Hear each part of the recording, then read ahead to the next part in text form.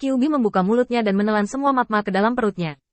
Mata biru-biru itu bahkan lebih centil, dan Qin Yichen tidak bermaksud mengganggunya. Lagi pula, dia ingin menaklukkan lawannya, jadi tentu saja dia tidak bisa menggunakan serangan diam-diam. Hasil terbaik adalah menunggu lawan datang dengan gerakan terkuat, dan kemudian mengalahkan lawan. Ini memiliki efek terbaik, meskipun kesulitannya sulit. Juga yang tertinggi. Dari Qin Yichen melihat pemandangan di depannya dengan ringan, bola mata logamnya sedikit terkejut. Aku tidak menyangka kamu juga menguasai aturan dunia, tetapi aturan dunia yang kamu kuasai terlalu kecil, dan terlalu sulit untuk memainkan peran. Namun, saya tetap harus memuji Anda karena mengambil langkah ini. Mereka yang bisa mundur di sini memiliki kesabaran yang lebih sedikit daripada orang biasa. Sudut mulut Qin Yichen sedikit terangkat, membalikkan kesimpulan pertama yang diberikan oleh Matt. Ini bukan kediaman orang-orang ini, tetapi tempat latihan 9 ekor di depannya. Semakin tinggi tingkat kultivasi dan pencerahan, semakin kurang mampu mentolerir gangguan sekecil apapun dari dunia luar. Mereka yang dapat memahami aturan dunia di kota yang sibuk semuanya adalah orang besar yang tak tertandingi di dunia. Dan Qin Yichen tidak berpikir bahwa yang ini, 9 ekor yang tersembunyi di bawah ruang angkasa, memiliki visi dan pikiran seperti itu, dan dapat dilihat di dunia biasa tanpa gangguan di hatinya. Kata-kata Qin Yichen membuat Ji Wei menatap Qin Yichen secara tak terduga. Orang ini sangat kuat. Ketika dia hanya memadatkan sarana, dia melihat detailnya dengan jelas. Meskipun ini adalah satu-satunya hal yang dia katakan sekarang, siapa yang dapat memastikan bahwa dia belum menemukan lebih banyak informasi, atau siapa yang dapat menjamin bahwa di sepanjang waktu yang akan datang, pertempurannya tidak akan mengungkapkan apapun kepada Qin Yichen. Koran dan berita. Jangan ragu, bertarunglah dengan baik, dan kita akan berdiskusi setelah pertarungan. Jika Anda ragu-ragu sekarang, itu hanya akan memengaruhi bidikan Anda. Pengingat, niat baik, Qin Yichen secara langsung mengganggu rencana dan ide Ji Wei sebelumnya. Menyerang. Semua metode dan idenya telah dilihat oleh lawan-lawannya. Jika ada konfrontasi nyata, dia pasti akan dirugikan di mana-mana.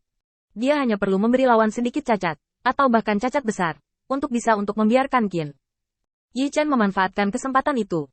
Kyuubi jelas tidak ingin hal ini terjadi padanya. Setelah sedikit ragu-ragu, napasnya tenggelam lagi, dan nyala api merah muncul dari telinga tajam itu. Di belakangnya, magma panas yang tak terhitung jumlahnya muncul dari udara tipis. Tampaknya hal-hal yang ada di dunia ini, termasuk udara ini, telah menjadi bagian dari magma dan dapat meletus kapan saja. Retakan merah gelap telah menyebar ke seluruh ruang. Qin Yichen tiba-tiba menyeringai. Kamu seharusnya sudah lama memahami aturan dunia ini untuk bisa mengendalikannya seperti lengan dan jari. Tapi sepertinya kamu mengabaikan satu hal. Apakah aturan dunia yang kamu kuasai benar-benar aturan dunia?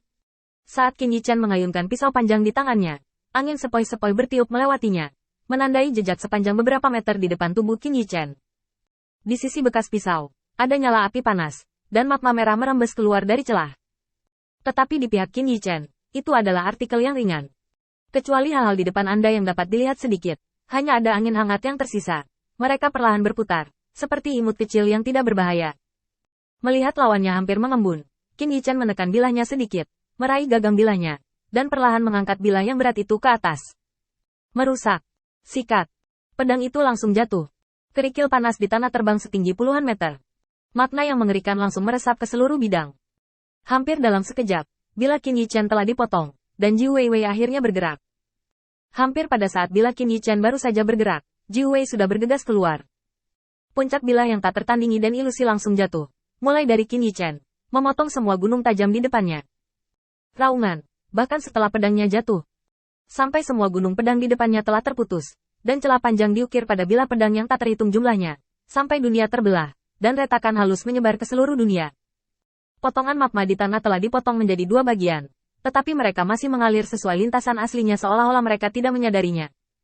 Ji Wei sudah tercengang, dan dia menatap kosong ke pemandangan di langit, agak terkejut di dalam hatinya. Pada saat itu, dia sudah melihat tindakan Qin Yichen. Jika dia tidak menghindarinya sesegera mungkin, jika ada kecerobohan, maka segalanya akan berkembang sangat berbeda. Bukan hanya sisi dunia ini yang terputus, mungkin akan ada dua mayat yang jatuh di langit. Memelihara. Dengan munculnya bekas pisau di pipi Ji Wei, saat darah berceceran, semuanya tampak hidup. Lava panas akhirnya bersiul ke arah retakan yang terpotong, dan gelombang udara menggulung, membuat pipi orang sakit. Jianshan lurus yang fondasinya ditebang akhirnya tidak bisa menopang tubuhnya dan perlahan jatuh ke tanah. Panggilan. Saat Qin Yichen melemparkan pedang ke bahunya dengan satu tangan, ada suara teredam, dan gelombang udara berdesir dari bagian bawah kaki Qin Yichen. Qin Yichen mengangkat kepalanya dan menyeringai pada Ji Wei di langit. Ini berjalan cukup cepat. Melihat tatapan Qin Yichen, Ji Wei tanpa sadar mengelak ke samping lagi. Tidak sampai dia menyelesaikan tindakannya dia bangun dan tersenyum pahit. Apakah dia benar-benar menghindari pisau tadi? Jika untuk menghindari, mengapa hanya bekas pisau ini yang jatuh di wajahnya, bukannya langsung memenggal kepalanya? Jelas, pisau Qin Yichen tidak sesederhana kelihatannya. Tampaknya berani. Sebenarnya, pisau ini sangat halus, dan sudah lebih halus daripada beberapa latihan yang bagus. Setelah keheningan singkat, Kyuubi membuka tangannya, dan kemudian dia mundur 2 langkah. Kurasa kita masih punya ruang untuk bicara.